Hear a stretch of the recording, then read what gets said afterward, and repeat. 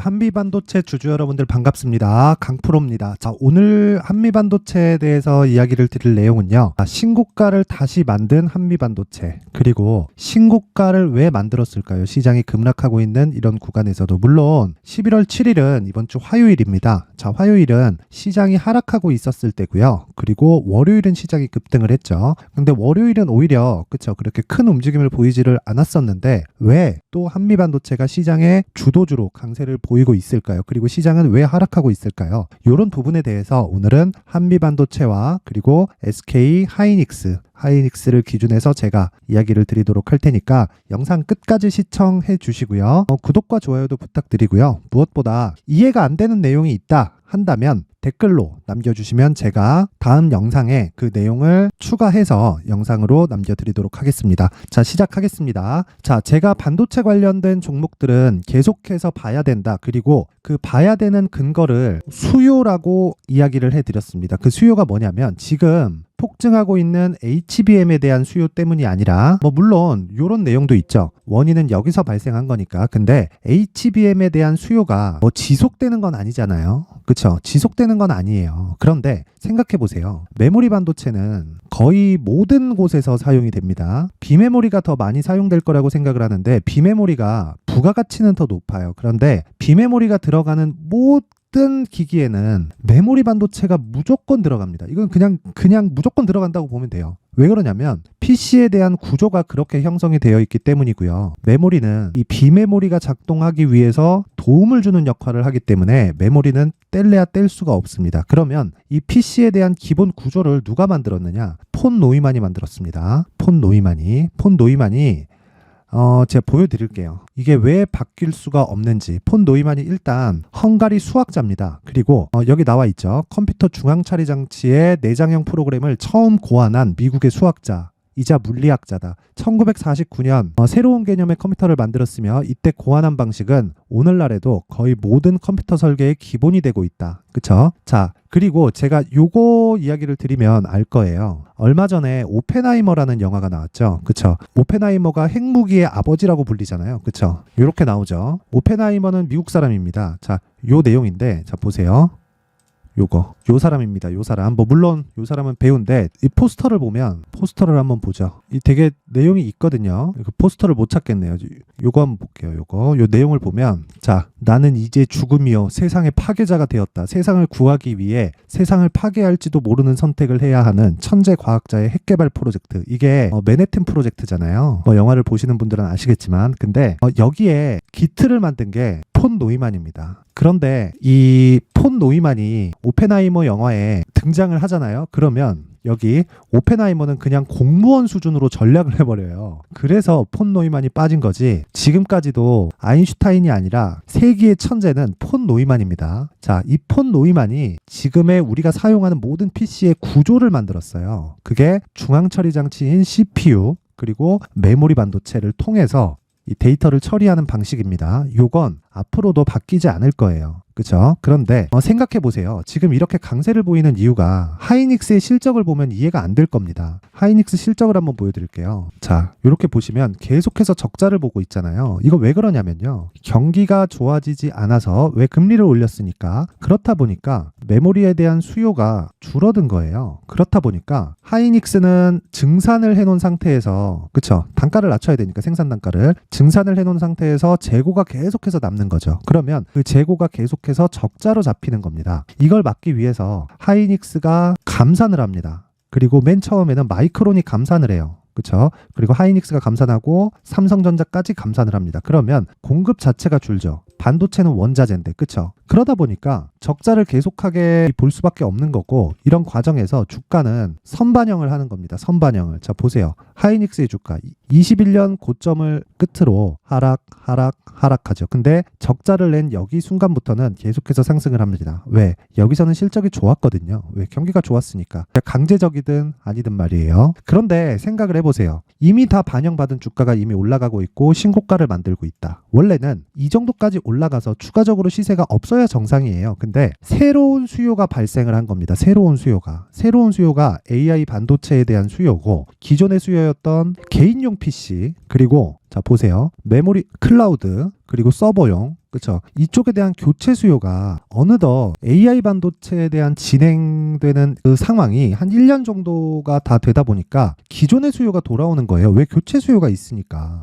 자, 그러면 경기도 돌아올 수 있는 상황이 마련이 되고요. 금리를 높였는데, 그쵸? 물가를 계속해서 눌러주면서 금리를 유지할 수 있는 경기 상황이 만들어지면서 반도체도 좋아질 수밖에 없는 그런 구조를 갖추게 되는 겁니다. 딱 여기까지만 이해를 하시면 되는 거예요. 이걸 이해했을 때 하이닉스의 신고가, 그리고 하락하지 않는 이유, 그리고 한국 시장이 계속해서 나쁘고 미증시가 나쁜 상황에서도 엔비디아가 왜 강한지, 그쵸? AMD가 왜 강한지, 인텔이 왜 강한지, 마이크론이 왜 강한지를 이해를 할 수 있게 되는 겁니다. 그랬을 때 일반적으로 뭐 잡주나 뭐 세력주하고 다르게 이쪽에는 금액을 크게 들어갈 수 있는 거예요. 그래서 제가 한미 반도체를 이야기를 계속 드리는 거고, 하락하지 않는다. 아직은 하락하지 않는다. 그러면 언제까지 올라가나요? 하이닉스가 흑자로 전환되는 시점까지입니다. 그때는 주가가 터지기 시작할 거예요. 그러기까지의 지금은 준비 과정을 밟고 있는 거다. 물론 저가 대비해서 많이 올라온 것은 맞습니다. 그리고 실제 저는 한미 반도체를 이 구간에서 공략을 했고요. 그리고 제가 공략을 한 이유는 이것 때문입니다. 신고가를 만들었기 때문에. 그리고 이 신고가의 이면에는 정확히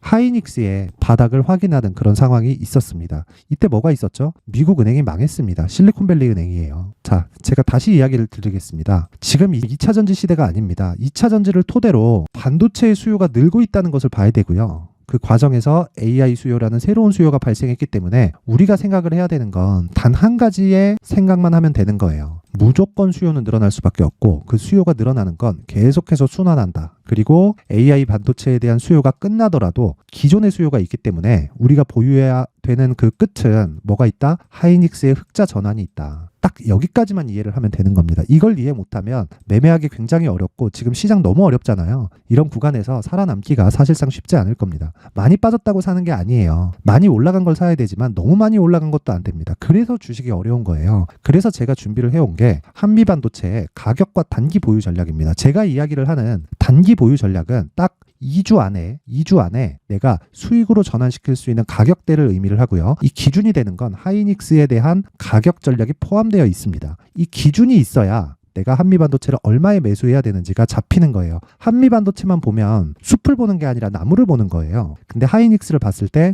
진정 숲을 볼 수 있는 눈을 갖게 된다. 이 내용을 영상으로 제가 이야기를 드리면 너무 긴 영상이 되니까 지루하잖아요. 그래서 제가 19페이지에 걸쳐서 상세하게 자료를 준비를 해놨으니까 영상 상단에 있는 전화번호로 숫자 3이라고 문자를 보내주시는 분들에 한해서만 제가 한미 반도체의 가격과 단기 보유 전략을 공유해 드리도록 하겠고요. 그리고 제가 얼마나 반도체에 대해서 진정으로 공략을 하고 있는지를 다시 한번 보여드리겠습니다. 여기는 강프로의 무료 소통방입니다. 우선 단타를 진행을 하고요. 이 방에서는 제가 시장 관련해서 이야기를 하고, 제가 앞으로 차기 주도주가 될 수 있는 종목, 뭐 이런 제약주나 그리고 하나 마이크론 같은 종목들을 계속해서 언급을 하고 실제 매매를 하고 있는 방입니다. 그 내용에 대해서 간략하게 제가 이야기를 드리면요. 일단 제가 오늘은 한미반도체를 공략하지는 못했습니다. 왜 그러냐면 한미반도체보다 가격적으로 조금 낮은 위치에 있지만, 그쵸? 삼성전자 베이스를 공략을 했기 때문에 그렇습니다. 왜 그러냐면 단기 공략에 성공을 해야 되고, 오늘 매수하는 종목은 한미반도체가 아니기 때문에 그래요. 저는 올라갈 때 따라가는 게 아니라 한미반도체는 애초에, 그쵸?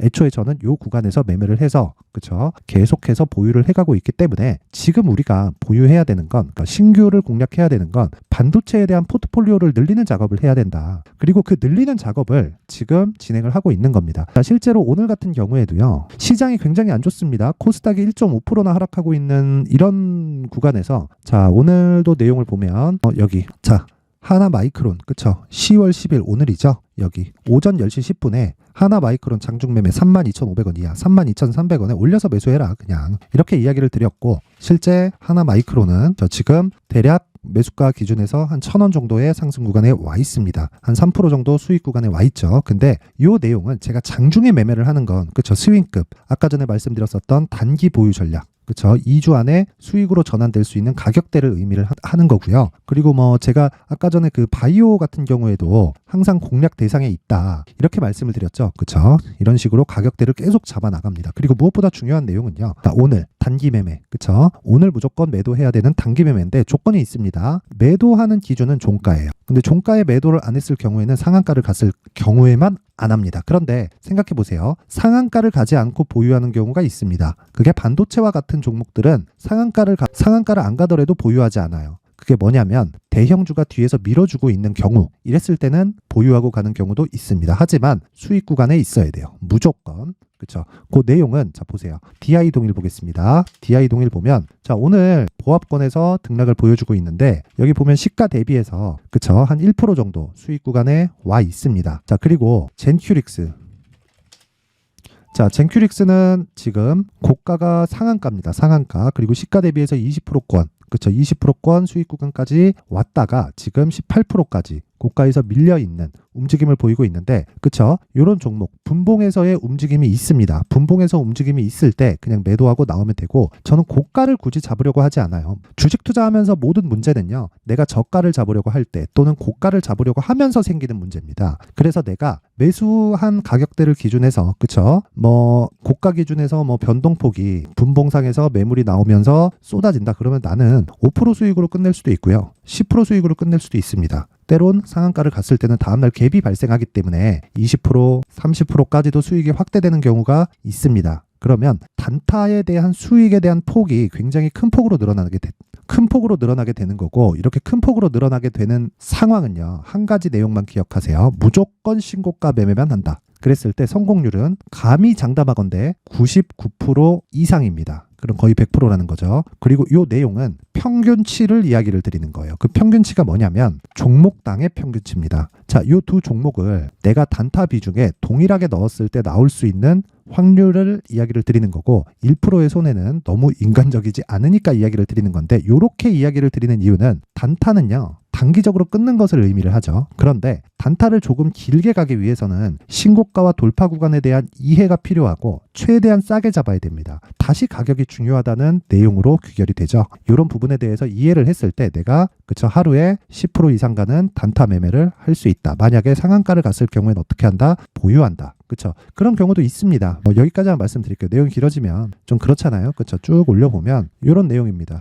아시아나 IDT 한번 보여드릴게요. 아시아나 IDT를 제가 매매를 한 게 시초가 매매입니다. 10월 31일. 그쵸? 지난주 화요일인가 그럴 거예요. 아시아나 IDT 오전 8시 49분 시초가에 진행이 된 거죠. 그리고 실제 아시아나 자 내용 확인합니다. 요 날이에요. 요 날. 그쵸? 하루에 20%의 수익으로 마감됐지만 상한가 마감이 되었고요. 그리고 다음 날 갭까지 먹었을 때 1박 2일의 기간 동안 한 30% 정도의 수익으로 마무리가 되죠. 그게 자 보세요. 11월 1일 그쵸? 자 아시아나 IDT 시가에 매도한다. 8시 59분 정확하게 나오는 걸 확인할 수 있죠. 그냥 시가 매도하고 나온다. 더 이상 보는 거 상관없다. 보세요. 시가 7%, 고가 13%. 굳이 고가를 잡으려고 했을 때 문제가 생기는 겁니다. 물론 다시 떨어졌다가 반등을 주고 있는 상황이 나옵니다. 나오긴 나오는데 그게 중요한 게 아니에요. 1박 2일 동안 내가 30%의 수익을 먹었으면 됐지. 얼마나 더 먹으려고요. 그렇죠? 그래서 상한가는 이렇게 중요하다는 거고 이런 기준이 되는 건 철저하게 신고가를 이해했을 때 가능합니다. 자, 강프로의 무료 소통방으로 들어와서 모두 멘탈 잡고 같이 매매하세요. 제가 무한정 받을 수는 없습니다. 매매를 같이 하는 방이기 때문에 너무 많은 인원이 들어오면 그쵸? 종목의 수급이 꼬일 수도 있고 여러 가지 문제들이 생길 수도 있습니다. 그쵸? 종목이 가야 되는데 안 가는 경우가 생길 수 있기 때문에 제가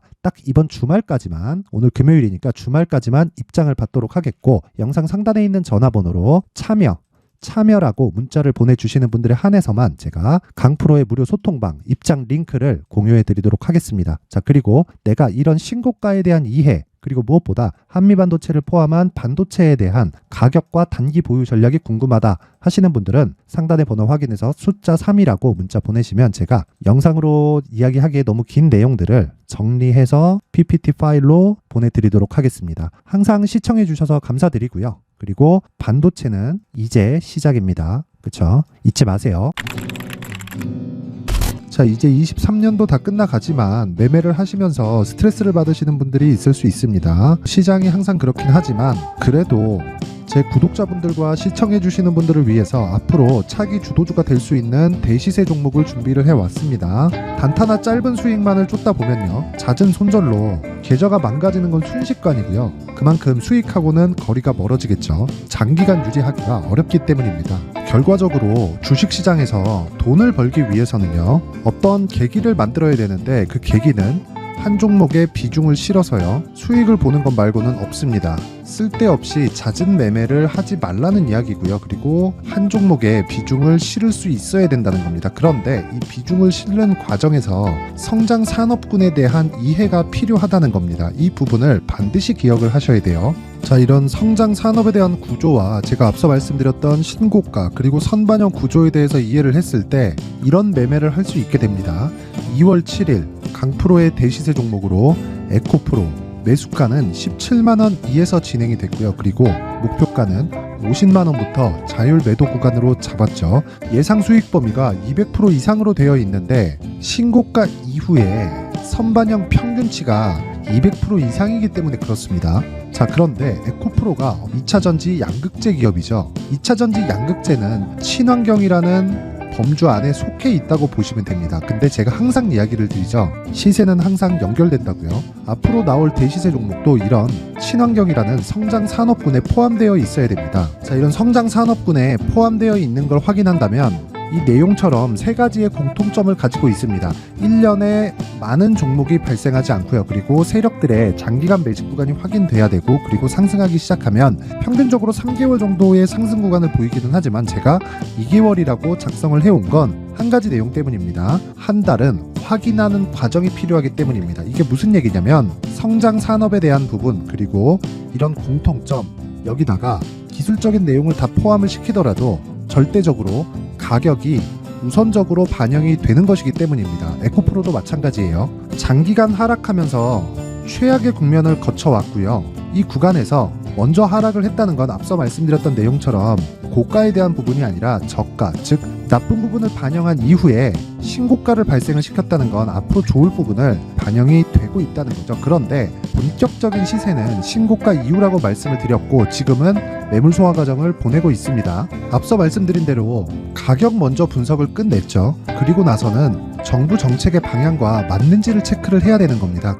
2023년 대시세 종목인 에코프로도요, 정부 정책의 방향에 맞는 종목이라고 볼 수 있겠죠. 물론 이런 종목들도요, 신고가 이후에 시세를 낸다는 건 반드시 기억하고 있어야 됩니다. 자, 이런 내용을 토대로 23년 상반기 에코프로와 같은 대시세 종목을 준비를 해왔습니다. 자, 하반기 대시세 종목은 영상 상단의 전화번호로 대시세라고 문자를 보내주시는 분들에 한해서만 공유해드리도록 할 테니까 영상 상단의 전화번호 확인해서 하반기 대시세 종목으로 큰 수익 내셨으면 좋겠습니다.